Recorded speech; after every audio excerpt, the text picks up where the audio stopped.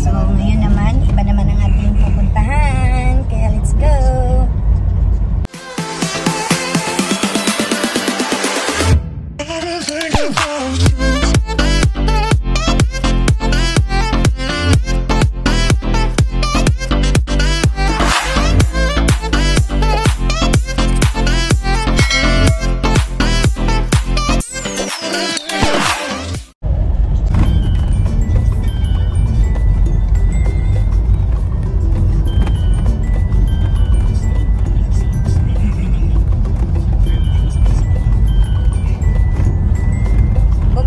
Stabilizer, ma'am.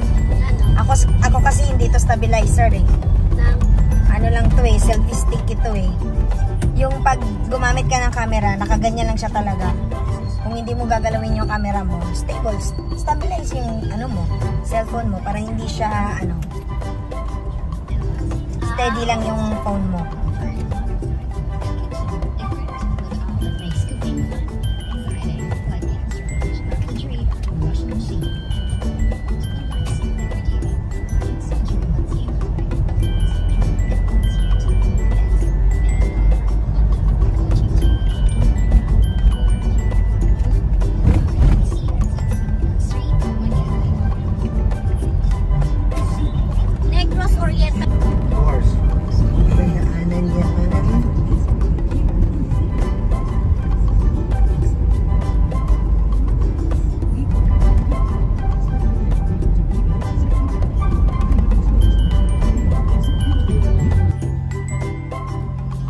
So, sa Mango Ranch naman tayo.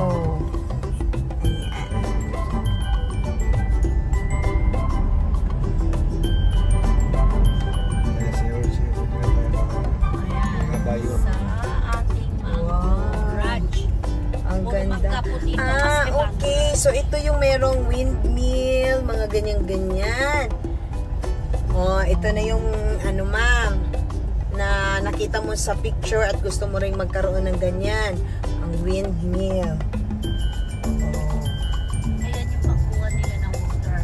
Ay, hindi siguro totoo yung windmill niya kasi Hindi, decoration lang yan. Kasi dapat ano yun, parang panel na hindi ano na space. Event space. Pwede ganyan.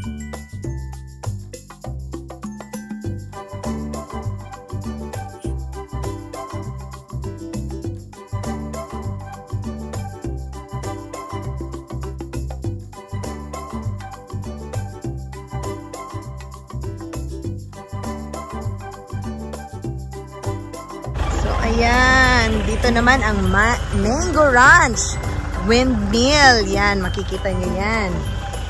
Yun, meron din palang mga ano, horse dito. Yan.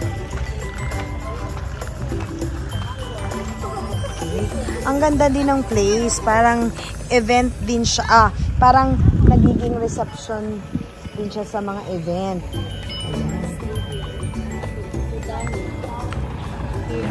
Ayan yung steakhouse. Okay.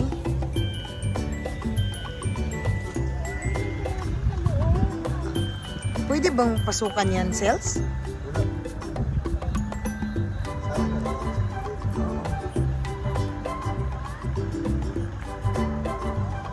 So for picture taking lang talaga siya, no?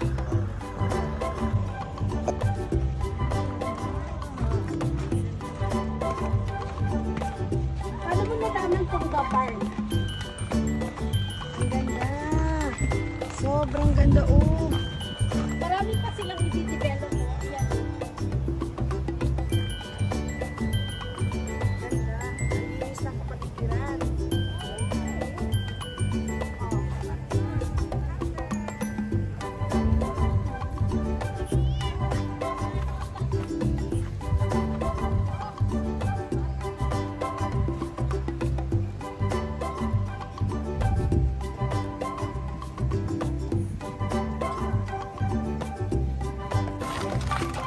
Yan pala yung The Barn at Mango Ranch.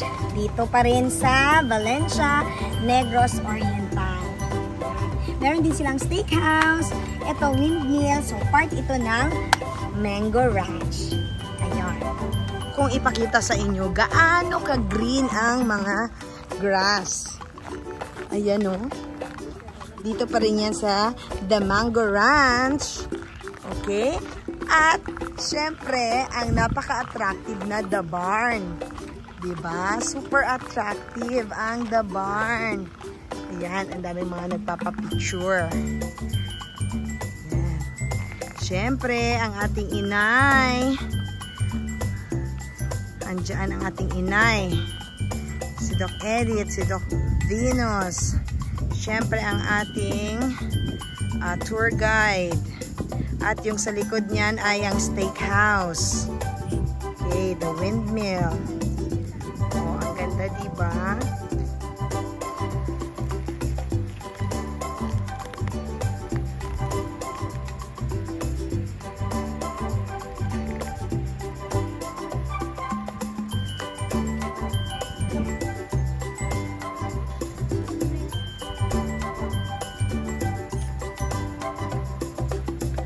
So, aalis na tayo dito sa Mango Ranch.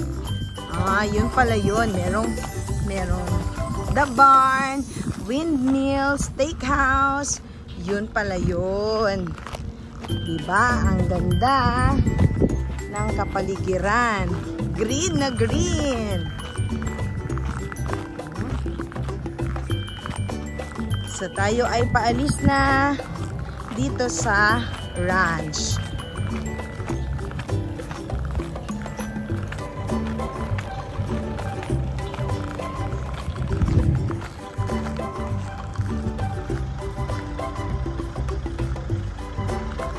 Pagpasok namin sa The Mango Ranch, wala namang entrance fee na hiningi sa amin. Ang sabi lang ng guard, kailangan naming bumili ng pagkain or anything na binibenta sa loob ng Mango Ranch. Kaya yung aming tour guide ang pumunta doon sa bilihan or sa restaurant ng something to drink. Yun lang ang kailangan mong ipakita pag kayo ay lumabas na sa gate ng The Mango Ranch. Nasa Valencia, Negros Oriental pa rin ang The Mango Ranch na ito.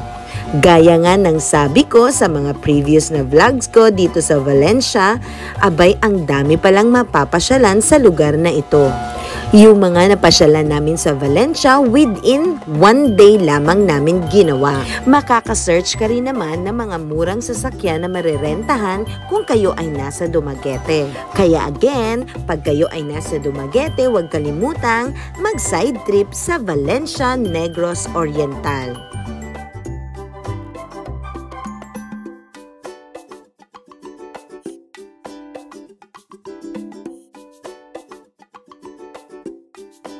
Thank you for watching, everyone!